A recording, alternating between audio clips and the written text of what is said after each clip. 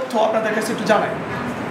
তো আপনারা জমি যাদের আছে, জমি তো সবারই আছে, কিছু অল্প হোক বেশি হোক, আছে না? জমি তো আছে নাকি? জমি আছে তো?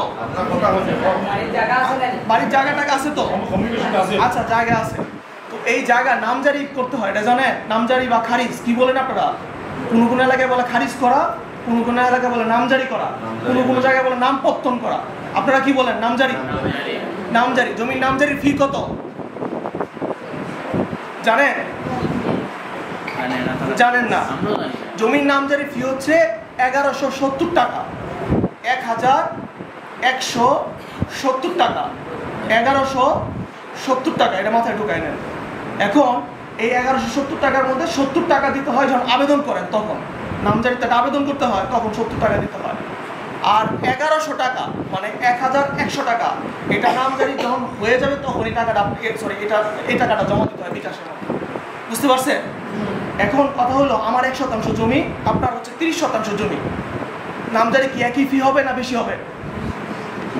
বেশি হওয়ার কথা না? নামজারি ফি বেশি না, সবে 1%-এর জন্য যা, 30%-এর জন্য তা, 100%-এর জন্য তা। বুঝতে পারছেন?